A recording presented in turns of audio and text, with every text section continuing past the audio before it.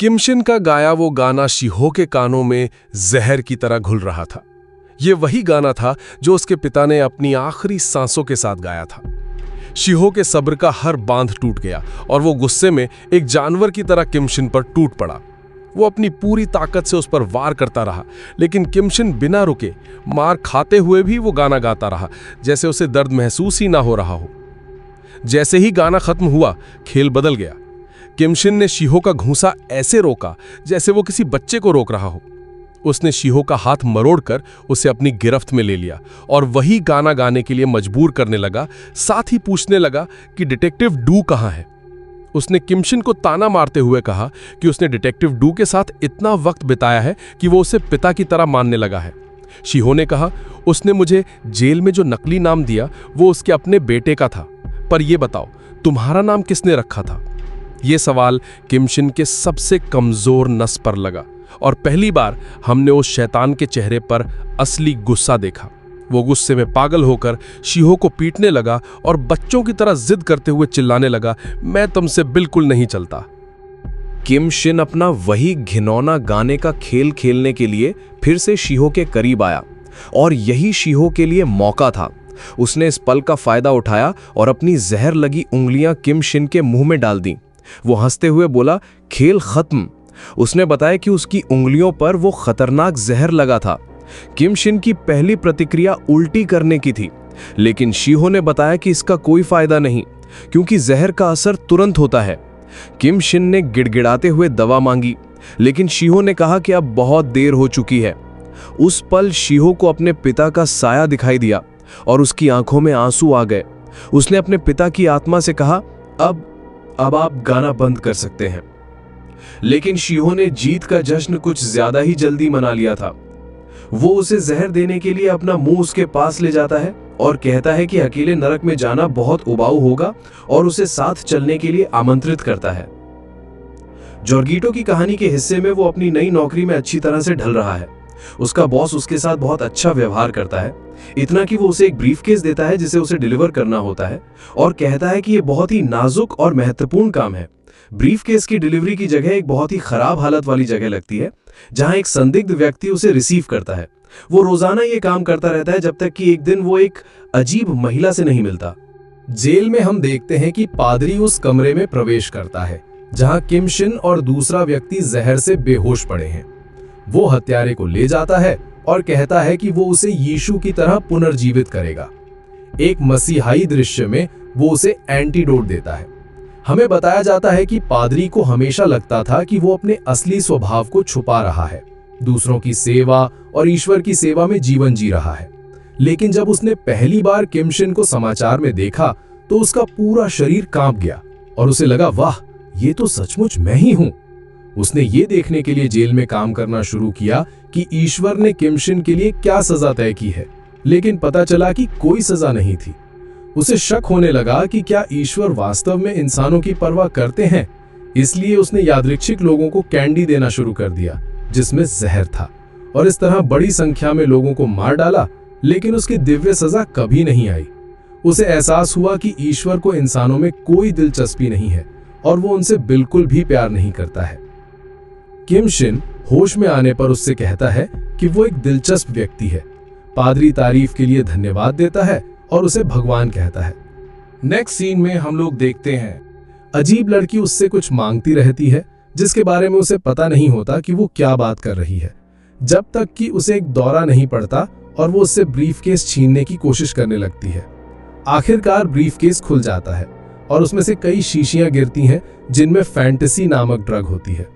अचानक जॉर्जेटो का बॉस प्रकट होता है और कुछ अंगरक्षकों के साथ लड़की का रास्ता रोक देता है जो लड़की को ले जाते हैं।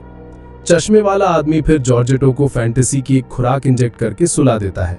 उसे एक स्ट्रेचर पर ले जाया जाता है जैसा कि शिहो के साथ हुआ था और ऐसा लगता है कि वे उसका काटने वाले हैं, लेकिन डिटेक्टिव डो एक बल्ले के साथ बचाव के लिए आता है। वह फ्यूज बॉक्स को तोड़ देता है जिससे जगह की बिजली कट जाती है। ऐसा लगता है कि चश्मे वाले बूढ़े आदमी को लड़ने का अनुभव है और वह डरता नहीं है। वह अपनी गार्ड बनाए रखता है और सोचता है कि उसे बस उस पल का इंतजार करना होगा जब डिटेक्टिव हमला करने की कोशिश करेगा ताकि वह उसे गिरा सके। हालांकि डिटेक्टिव की रणनीति अधिक जटिल है। वह एक टॉर्च का उपयोग गार्ड तक पहुंचने के लिए करता है और फिर अंतिम प्रहार करता है। एक और आदमी उस पर हमला करने की कोशिश करता है, लेकिन वह अचानक टॉर्च बंद कर देता है और छिपने के लिए अंधेरे का फायदा उठाता है। फिर वह वही चाल दोबारा इस्तेमाल करता है और बाकी गार्ड को खत्म कर देता है। अब केवल बूढ़ा आदमी बचा है, जो माइनर के हेलमेट वाले दूसरे बूढ़े आदमी को पकड़ लेता है और उसे जूडो थ्रो से जमीन पर गिरा देता है। वह डिटेक्टिव का पैर पकड़कर उसे तोड़ देता है, लेकिन डिटेक्टिव की सहन शक्ति अत्यधिक है और वह कहता है कि अपने परिवार को खोने के दर्द की तुलना में यह कुछ भी नहीं है। वह बूढ़े आदमी तक पहुंचता है, उसकी आंखों में अपनी उंगलियां डालता है और अंत में गला घोंटकर उसे मार डालता है। वह जॉर्गिटो को बचाने की कोशिश करता है, लेकिन उस अजीब आदमी द्वारा मारा जाता है जो लोगों को काटता है। जॉर्गिटो उसे बचाने आता है और उस आदमी को चाकू मार देता है और डिटेक्टिव से सब कुछ समझाने के लिए कहता है। डो का बॉस उन दोनों को कार में ले जाता है, जबकि डिटेक्टिव पूरी स्थिति समझाता है।